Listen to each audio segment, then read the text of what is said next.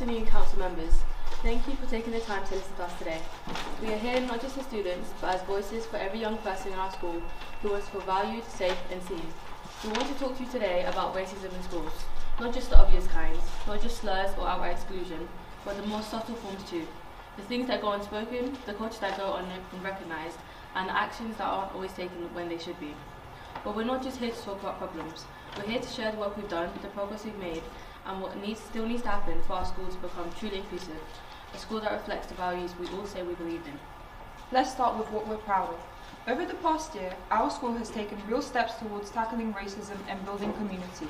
We've introduced Culture Days, where students get the chance to celebrate their heritage through clothing. These days give us a sense of pride and belonging. They show others that difference is something to be valued, not hidden. We want to build on this to include music and food too. We've attended the Race Summit, where students and staff from across different schools come together to talk openly about race, bias, identity, and inclusion. These spaces matter. They show us that we're not alone in our experiences, and they help us to imagine what change can look like. We've created an EDI working party, Equality, Diversity and Inclusion, which brings students and staff together regularly. We're not just talking, we're making recommendations and helping shape policies from the inside. We want this to continue to grow. We've continued to celebrate Black History Month, not just as a tradition, but as a living reminder of how much history has been left out and how much more needs to be taught in our curriculum. Our school is also working towards the Race Charity Mark, a nationally recognized commitment to anti-racism and inclusive practice that sends a strong message that our school is willing to put in the work, not just put up posters. But we're here to be honest, because while there's been progress, there is still a long way to go. Some cultures and religions are still overlooked. For example, South Asian Heritage Month came and went without any recognition. Rastafarianism, which is both a cultural and spiritual identity, is rarely, if ever, mentioned in assemblies or lessons. The same goes for Orthodox Christianity, which is never acknowledged. It raises the difficult but fair questions. How do we make space for everyone? We know it's not easy. Our school is incredibly diverse. There are so many ethnicities, faiths, languages and stories.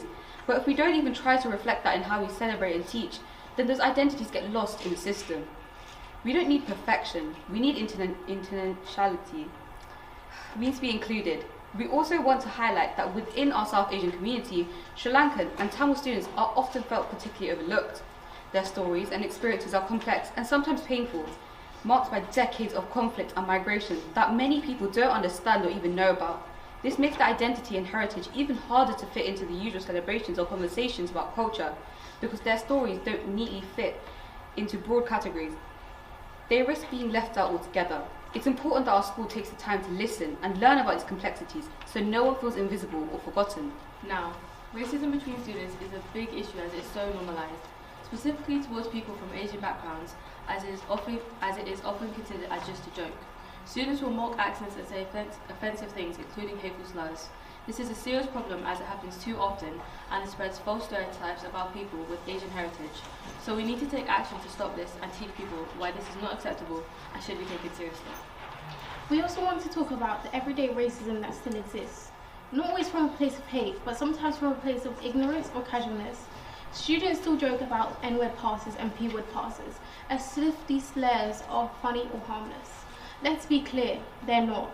These words with painful histories and dangerous consequences. And when people hand them out as if it's a joke, it teaches others that racism is entertainment.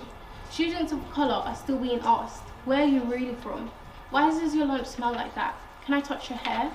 These questions, though might seem small, build up, and over time they chip away at students' self-worth and belonging.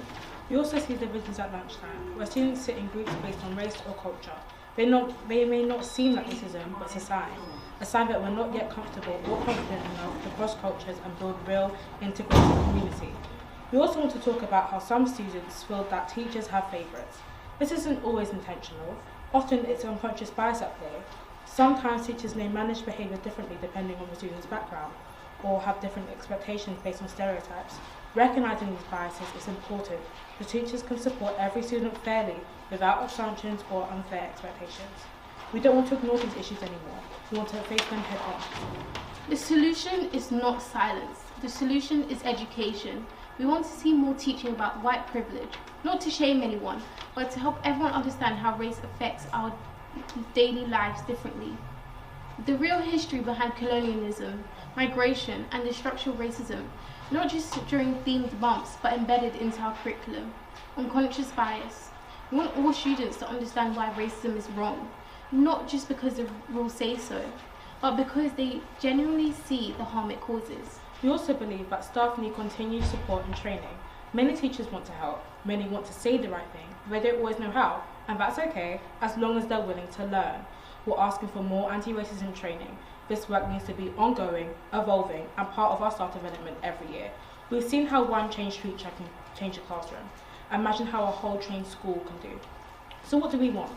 A school where every culture is seen and not just acknowledged once a year. A school where racism isn't just dealt with, it's actively prevented.